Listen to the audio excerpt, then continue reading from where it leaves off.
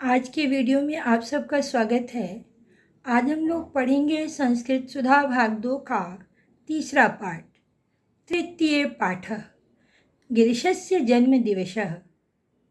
इस पाठ में हम लोग अकारांत पुल्लिंग नपुंसक लिंग शब्द, आकारांत स्त्रीलिंग संज्ञा शब्द, कत्वा प्रत्यय का बोध और अव्यय शब्दों में च, अत्र एवं अपि, तत्र आदि शब्दों का प्रयोग सीखेंगे। तो चलिए शुरू करते हैं अपना पाठ। गिरीशस्य जन्म दिवसे, एक बार फिर से शुरू करते हैं। गिरीशस्य जन्म दिवस समारोहे बालका बालिकाः पुरुषाः महिला च आगच्छन्ति। गिरीश के जन्म दिवस समारोह में लड़के लड़कियां, पुरुष और महिलाएं आती हैं। अत्र बालिका बालका च सुंदराणि परिधानानि धारयित्वा इतस्ततः भ्रमन्ति वार्तालापं च कुर्वन्ति। यहाँ लड़के और लड़कियां सुंदर परिधानों यानी वस्त्रों को धारण करके इतस्ततः इधर उधर घूमते हैं और वार्तालाप करते हैं। वृद्धा आसंदिकाशु उपविष्टा सन्ति, बूढ़े कुर्सियों पर बैठते हैं। गिरीशस्य जनकः अभ्यागतानां स्वागतं करोति। गिरीश के पिताजी अतिथियों का, अभ्यागतम यानी आए हुए अतिथियों का स्वागत करते हैं। पुरुषा महिला च उपहार वस्तुनि रमेशस्य हस्तयोः प्रक्षयन्ति। पुरुष और महिलाएं उपहार की वस्तुएं रमेश के हाथ में देते हैं। एवं एक होरा प्रयत्नं क्रमशः आगतः विविधान उपहारान प्रक्षयन्ति। क्रमशः 1 घंटे तक अतिथि विभिन्न प्रकार के उपहारों को देते हैं। गिरीशा उपहारान गृहीत्वा अनुजाय ददाति। गिरीश उपहार को लेकर अनुजाय यानी छोटे भाई को देता है। एकतः जना भोगतुं गच्छन्ति, एक और लोग खाने के लिए जाते हैं।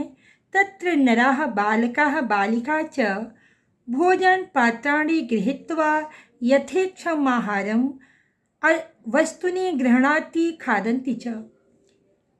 और नरः यानी मनुष्य, लड़के और लड़कियां भोजन पात्राणि यानी भोजन पात्र थाली को, प्लेट को गृहीत्वा ग्रहण कर यथेच्छम आहार यानी जितनी इच्छा हो वस्तुनि खाने की वस्तुएं ग्रहणाति लेते हैं, खादन्ति च और खाते हैं।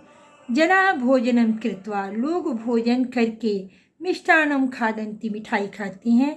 अन्ते जलम पीत्वा और बाद में जल पीकर एला लवंगादिकम च खादन्ति, एला यानी इलायची और लवंग आदि खाते हैं।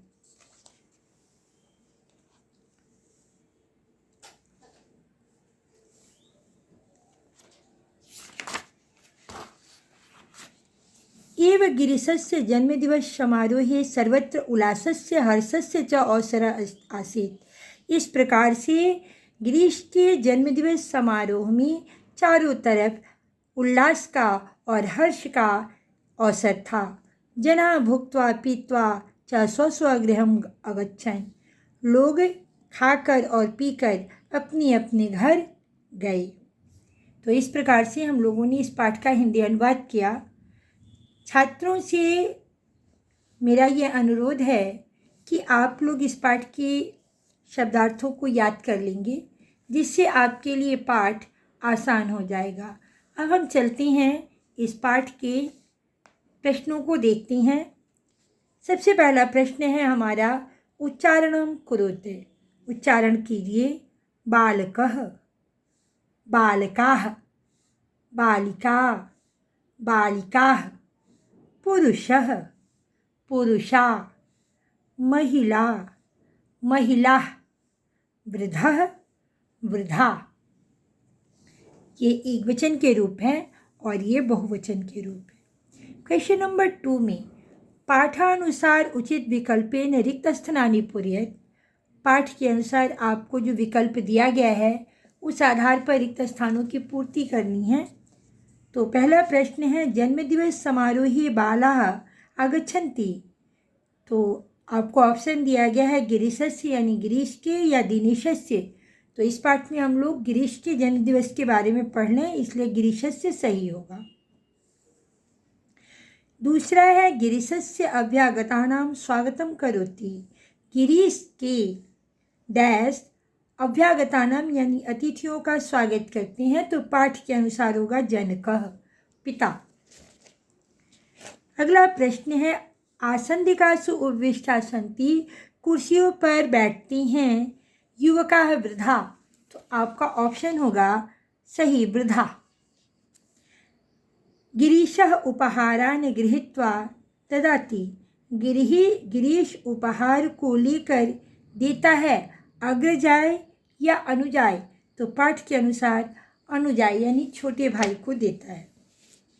जनाः भोजनं कृत्वा खादन्ति। लोग भोजन करके खाते हैं मिष्टान्नं या जलम। तो आपका सही होगा मिष्टान्नं। अगला प्रश्न है, उदाहरण के अनुसार लिखिए। उदाहरण के अनुसार लिखना है। आपको एग्जाम्पल दिया गया है पा जोड़ कत्वा। पा धातु है, इसमें कत्वा प्रत्यय जोड़ा गया है। आपका शब्द बनेगा पीत्वा। उसी तरह से भू जोड़ कत्वा, भुक्तवा।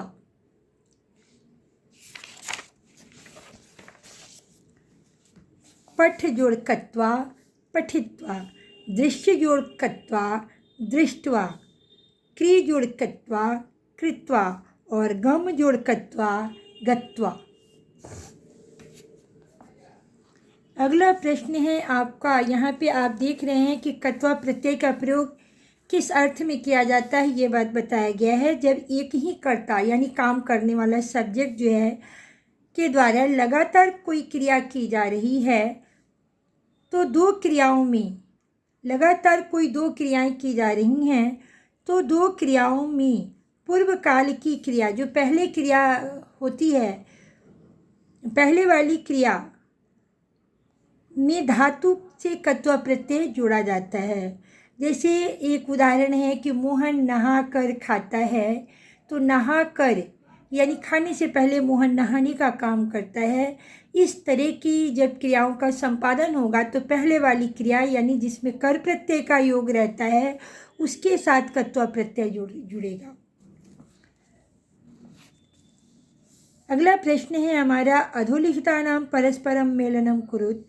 नीचे लिखे गए शब्दों को मिलाना है। तो धनम दत्वा, धन देकर। शब्दम श्रुत्वा, सुनकर। चित्रम दृष्ट्वा, चित्र देखकर। भोजनम कृत्वा, भोजन करके। पाठम पठित्वा, पाठ को पढ़ करके।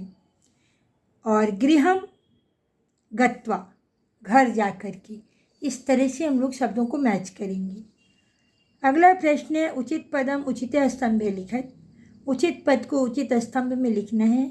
एक स्तंभ में आपको शब्द रूप शब्द लिखने हैं, दूसरे में धातु। धातु का मतलब होता है क्रिया से, और शब्द का मतलब होता है संज्ञा शब्द या कोई भी शब्द जिसे किसी नाम का बोध हो। तो सबसे पहले है इसमें राम, राम शब्द है। बालिका शब्द है। फल शब्द है। जल शब्द है और गंगा शब्द है।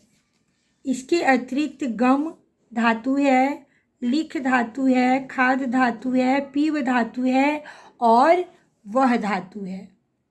तो ये सब धातु रूप हुए। इसके बाद क्वेश्चन नंबर 6 में है कि कोष्ठकस्थ धातूनां कत्वा प्रत्ययान्त रूपेण रिक्त स्थानानि पूरयेत्।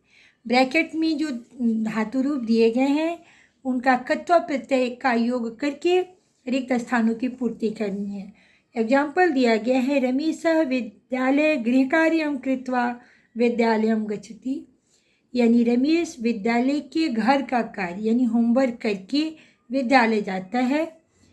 सफलम गृहम गच्छति। अब नी धातु का यहाँ पर प्रयोग करना है। नी धातु का नया रूप चलता है नया रूप। लेकिन नी धातु में जब कत्वा प्रत्यय हम जोड़ेंगे, नी जोड़ कत्वा, तो इसका अर्थ होगा नित्वा, यानी लेकर, है ना, फल लेकर घर को जाता है। सह पाठम लिखति, तो यहाँ पे आपको पठ धातु का प्रयोग करनी, यानी वह पाठ को पठित्वा पढ़कर, लिखति लिखता है।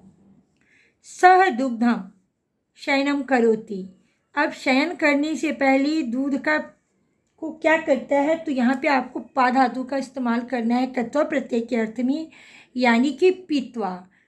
तो स दुग्धम पीत्वा शयनम करोति, वह दूध पी करके सोता है।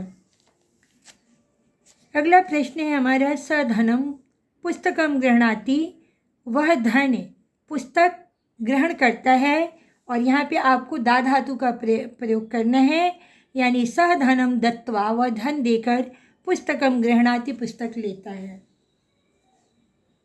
अगला प्रश्न है, स पत्रम, वह पत्र पत्रालयम गच्छति, पत्रालयम गच्छति यानी पोस्ट ऑफिस जाता है। तो क्या करके, तो आपको लिख धातु का प्रयोग करना है कत्वा प्रत्यय के साथ, यानी कि स पत्रम लिखित्वा पत्रालयम गच्छति, वह पत्र लिख करके पोस्ट ऑफिस जाता है। अगला प्रश्न है हमारा, प्रश्न निर्माणम, प्रश्नानुसार प्रश्न निर्माणम कुरुत, प्रश्न के अनुसार, उदाहरण के अनुसार आपको प्रश्न निर्माण करना है। यहाँ पे आपको एग्जाम्पल दिए गए हैं, कस्य के किम कह, यहाँ कुछ शब्द हैं।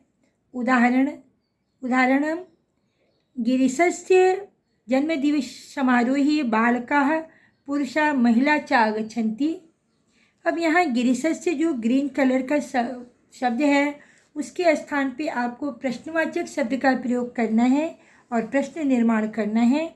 यानी गिरीशस्य शब्द जो है अकारांत पुल्लिंग संज्ञा शब्द है, इसके स्थान पे आपको प्रश्नवाचक शब्द रखना है।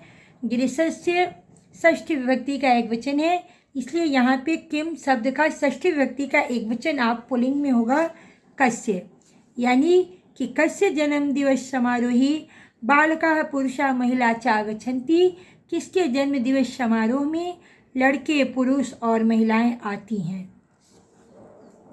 सबसे पहले प्रश्नवाचक शब्द का जब हम यहाँ प्रयोग करेंगे तो अंत में प्रश्नवाचक चिन्ह अवश्य देंगे। जनकः अभ्यागतानां स्वागतम करोति, जनक जो है पिताजी अतिथियों का स्वागत करते हैं। अब यहाँ देखेंगे अभ्यागतानां, अतिथियों का, यहाँ पे षष्ठी विभक्ति का बहुवचन है, तो यहाँ पे हम षष्ठी विभक्ति के बहुवचन का रूप प्रयोग करेंगे, यानी कि केशाम, है ना। तो जनकः केशाम, किसका स्वागत करते हैं, जनकः केशाम स्वागतम करोति, पिता किसका स्वागत करते हैं। अगला प्रश्न है हमारा कि जना भोजनम कृत्वा मिष्ठानम खादन्ति। अब यहाँ मिष्ठानम आप देख रहे हैं नपुंसक लिंग शब्द है और एक वचन है, तो आपको किम शब्द का नपुंसक लिंग एक वचन में प्रयोग करना होगा, यानी जना भोजनम कृत्वा किम खादन्ति, क्या खाती हैं। वृद्धा आसंदिकासु उपविष्टा सन्ति, बूढ़े जो हैं वो कुर्सियों पर बैठते हैं।